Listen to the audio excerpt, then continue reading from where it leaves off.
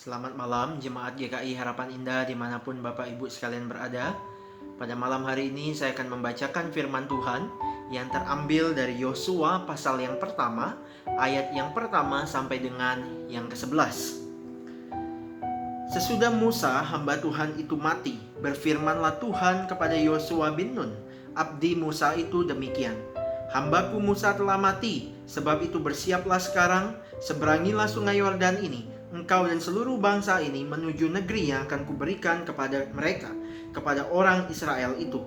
Setiap tempat yang akan diinjak oleh telapak kakimu, kuberikan kepada kamu, seperti yang telah kujanjikan kepada Musa. Dari padang gurun dan gunung Libanon yang seberang sana itu sampai ke sungai besar, yakni sungai Efrat, seluruh tanah Het sampai ke laut besar di sebelah matahari terbenam, semuanya itu akan menjadi daerahmu. Seorang pun tidak dapat bertahan menghadapi engkau seumur hidupmu. Seperti aku menyertai Musa, demikianlah aku akan menyertai engkau. Aku tidak akan membiarkan engkau dan tidak akan meninggalkan engkau.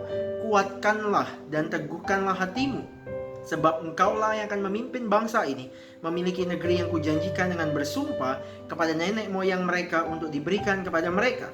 Hanya kuatkan dan teguhkanlah hatimu dengan sungguh-sungguh. Bertindaklah hati-hati sesuai dengan seluruh hukum yang telah diperintahkan kepadamu oleh hambaku Musa. Janganlah menyimpang ke kanan atau ke kiri, supaya engkau beruntung kemanapun engkau pergi. Janganlah engkau lupa memperkarakan kitab Taurat ini, tapi renungkanlah itu siang dan malam, supaya engkau bertindak hati-hati sesuai dengan segala yang tertulis dalamnya. Sebab dengan demikian perjalananmu akan berhasil dan engkau akan beruntung. Bukankah telah kuperintahkan kepadamu, kuatkan dan teguhkanlah hatimu? Janganlah kecut dan tawar hati, sebab Tuhan Allahmu menyertai engkau kemanapun engkau pergi. Lalu Yosua memberi perintah kepada pengatur-pengatur pasukan bangsa itu, katanya, jalanilah seluruh perkemahan dan perintahkanlah kepada bangsa itu demikian. Sediakanlah bekalmu, sebab dalam 3 hari kamu akan menyeberangi sungai Yordan ini untuk pergi menduduki negeri yang akan diberikan Tuhan Allahmu kepadamu untuk diduduki. Bapak Ibu sekalian, tentunya kita tahu apa yang menjadi perbedaan seorang pelatih dengan tim pendukung atau supporter. Seorang pelatih, Bapak Ibu sekalian, itu berada dekat dengan sang atlet yang akan berlaga di medan pertandingan. Nah, seorang pelatih biasanya bertindak sebagai seorang pembimbing, pemberi masukan, pemerhati, sekaligus juga penyemangat bagi sang atlet yang sedang berlaga. Biasanya sang pelatih duduk dekat dengan sang atlet. Contohnya Bapak Ibu sekalian, dalam pertandingan badminton, seorang pelatih biasanya duduk di belakang lines dari sang atlet badminton tersebut. Berbeda dengan supporter atau tim pendukung. Mereka hanya berperan sebagai pemeria dan pemandu sorak selama pertandingan berlangsung, dan bisa dipastikan tidak punya relasi atau peran yang terlalu signifikan di dalam diri sang atlet. Dan biasanya Bapak Ibu sekalian, tim supporter atau pendukung ini duduknya jauh dari sang atlet. Nah, Bapak Ibu sekalian, apa yang menjadi perbedaan lagi antara pelatih dan supporter? Seorang pelatih bisa merangkap sebagai supporter dalam diri sang atlet, tetapi seorang supporter tidak bisa merangkap sebagai seorang pelatih dalam diri atlet tersebut. Ada sebuah kejadian yang tidak pernah saya lupa Bapak Ibu sekalian dalam kehidupan saya. Pada waktu dulu Bapak Ibu sekalian, saya berkesempatan menjadi seorang atlet badminton mewakili Provinsi Bangka Belitung untuk pergi bertanding di kota Batam. Ketika kami tiba di kota Batam, terbit sebuah surat kabar dengan highlight yang cukup besar Bapak Ibu sekalian, tulisannya yang bertuliskan Batam siap mengalahkan Babel Bangka Belitung. Kami berasal dari Babel. Sontak membaca berita itu Bapak Ibu sekalian, membuat hati kami menjadi keder. Baru sampai di kota Batam, membaca surat kabar itu, Batam siap mengalahkan Babel. Wow Bapak Ibu sekalian, saya sebagai seorang atlet dan beberapa teman lainnya menjadi keder. Tetapi Bapak Ibu sekalian, pelatih kami itu dengan santai berkata, jangan takut, jangan khawatir, siapapun lawannya kita sikat. Tiba waktunya Bapak Ibu sekalian, pertandingan dimulai. Babak penyisihan pertama, apa yang disampaikan oleh surat kabar itu menjadi kenyataan. Tidak ada satu partai pun yang kami menangkan, alias kami babak belur dihajar oleh Batam. Tetapi yang menarik, yang membuat kami semakin kesal, Bapak Ibu sekalian, yang membuat kami semakin bertanya-tanya dan menjadi perhatian kami adalah, di mana pelatih kami selama kami bertanding tadi? Pelatih dari Batam, Bapak Ibu sekalian, duduk di belakang mereka, tetapi pelatih kami cari nggak ada, Bapak Ibu. Pelatih kami ternyata duduk di kursi penonton. Pelatih yang tadi awalnya berkata, jangan takut, siapapun lawannya kita hajar, kita sikat. Tetapi pelatih itu ketika pertandingan dimulai tidak ada di dekat para atletnya, tetapi dia duduk di kursi penonton. Nah Bapak Ibu sekalian, ini satu kejadian yang lucu tapi juga mengenaskan.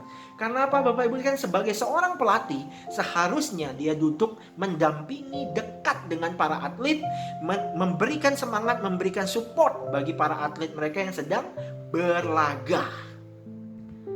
Bapak Ibu sekalian, seorang pelatih sekaligus supporter tidak hanya dibutuhkan oleh seorang atlet saja. Tetapi dalam kisah yang kita baca tadi, di dalam bagian firman Tuhan, seorang Yosua juga membutuhkan pribadi pelatih sekaligus supporter di dalam hidupnya. Yosua adalah pemimpin baru bangsa Israel, Bapak Ibu sekalian. Setelah Musa yang selama ini telah memimpin bangsa Israel dikatakan telah menyelesaikan kepemimpinannya. Nah Bapak Ibu sekalian, setidaknya ada dua hal yang saya temukan yang dapat menjadi penyebab kegentaran hati dari Yosua yang masih baru memimpin ini. Yang pertama, Bapak Ibu sekalian, ia mungkin merasa dirinya kecil dibandingkan dengan Musa. Musa punya nama yang besar, Musa punya reputasi yang hebat di mata bangsa Israel. Tetapi Yosua adalah seorang pemimpin baru, seorang yang mungkin secara kepemimpinan, secara pengalaman masih jauh Bapak Ibu sekalian dibandingkan Musa. Itu kegentaran yang pertama. Dia merasa dirinya kecil dibandingkan Musa. Kemudian yang kedua, bisa saja Bapak Ibu sekalian seorang Yosua mengalami perasaan bahwa ia tidak mampu, ataukah dia merasa dirinya mampu atau tidak di dalam memimpin umat Tuhan yang telah dipercayakan ini. Bangsa yang besar harus dipimpin oleh seorang Yosua yang baru ditabiskan atau baru diangkat menjadi seorang pemimpin. Nah Bapak Ibu sekalian, tetapi puji Tuhan di tengah-tengah ketakutan dan kegalauan hatinya, Tuhan Allah hadir sebagai pelatih sekaligus supporter di dalam kehidupannya. Tuhan berulang kali mengatakan kepada Yosua, kuatkan dan teguhkanlah hatimu. Kuatkanlah dan teguhkanlah hatimu. Secara sederhana jika kalimat ini disampaikan oleh seorang pelatih kepada atletnya menjadi seperti ini. Ayo maju terus.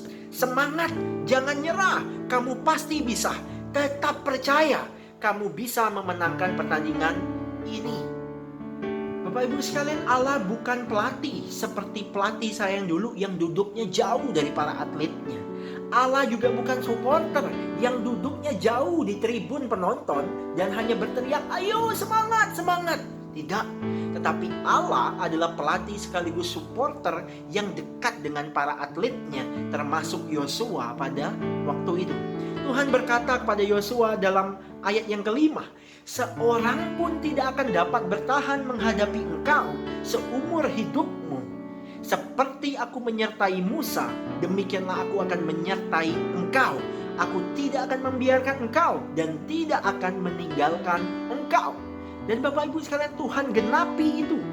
Tuhan genapi semua janjinya itu sepanjang Yosua memimpin bangsa Israel bahkan sampai masuk ke negeri perjanjian. Tuhan seorang pelatih sekaligus supporter yang tidak pernah jauh, tetapi dia dekat dengan Yosua. Tuhan hanya minta kepada Yosua untuk percaya saja kepada janjinya. Dia pelatih sekaligus supporter Yosua yang hebat dan dahsyat. Dan dia juga Tuhan Allah kita adalah pelatih sekaligus supporter kita yang agung selama kita di dunia ini. Bapak Ibu sekalian, bukankah hidup kita sebagai anak-anak Tuhan digambarkan oleh Paulus sebagai para atlet yang sedang bertanding dalam medan pertandingan iman di dalam dunia? Ingat Bapak Ibu sekalian, jemaat GKI Harapan Indah, kita punya pelatih sekaligus supporter yang tidak pernah meninggalkan kita sendirian. dan Ia tetap ada di sisi kita untuk membimbing dan memampukan kita sampai kita menyentuh garis finish dari kehidupan kita. Pujian di awal tadi sebelum rema ini dibawakan itu berjudul Tuhanku berjanji. Ayat yang pertama dikatakan Bapak Ibu sekalian, Tuhanku berjanji dengan firman-Nya, segala diatasinya, yang paling tak mungkin dimungkinkannya bagi yang beriman kepadanya. Dan di bagian referen Bapak Ibu sekalian, tiada yang mustahil asal kuat beriman. Tiada yang mustahil bila firman kau pegang. Firman Tuhanmu dengarkanlah. Tiada yang mustahil baginya.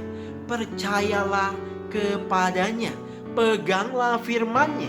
Segala hal menjadi mungkin beserta Tuhan. Bapak Ibu sekalian, kita harus mengakui kita manusia yang penuh dengan ketakutan dan kekhawatiran. Kita manusia yang terbatas. Kita manusia yang lemah. Tetapi firman Tuhan hari ini mengingatkan kita, kuatkanlah dan teguhkanlah hatimu. Sebab kita punya pelatih, kita punya supporter yang dekat dan tidak pernah meninggalkan kita sendirian. Tetaplah kuat Bapak Ibu sekalian.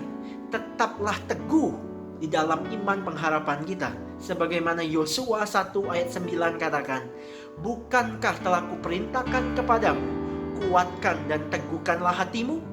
Janganlah kecut dan tawar hati, sebab Tuhan Allahmu menyertai engkau kemanapun engkau pergi. Dia yang akan memelihara hidupmu dan hidupku. Dia yang akan menjamin kehidupan kita selama kita di dunia ini. Dia hanya minta kita untuk percaya kepada janji-janjinya. Tuhan Yesus memberkati kita sekalian. Mari kita masuk di dalam doa. Tuhan, terima kasih untuk firman Tuhan pada malam hari ini yang boleh mengingatkan kami bahwa kami punya Tuhan yang adalah sebagai pelatih kami sekaligus supporter dalam kehidupan kami, yang tidak berada jauh dari kehidupan kami tetapi sangat dekat dengan hidup kami ya Tuhan.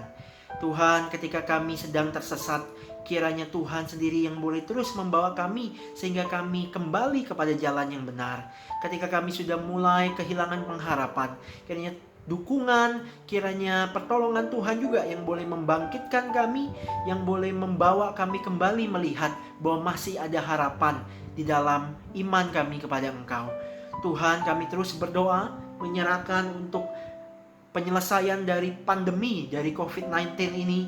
Tuhan, kami memohon pertolongan Tuhan. Kiranya Tuhan boleh memberkati para pemerintah kami, tim dokter, aparat keamanan di dalam berusaha menuntaskan penyebaran pandemi ini. Kami juga berdoa untuk new normal.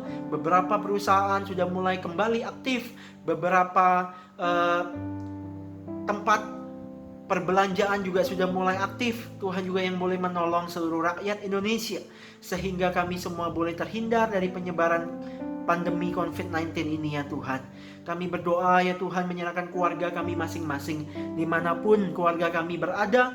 Kiranya Tuhan juga yang boleh menyertai, melindungi mereka, sehingga mereka juga boleh dalam kondisi yang sehat. Dan ya Tuhan, kami juga menyerahkan untuk istirahat kami pada malam hari ini.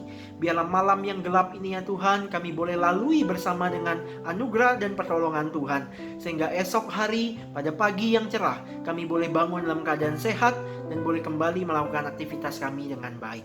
Di dalam nama Tuhan Yesus kami berdoa dan bersyukur. Amin.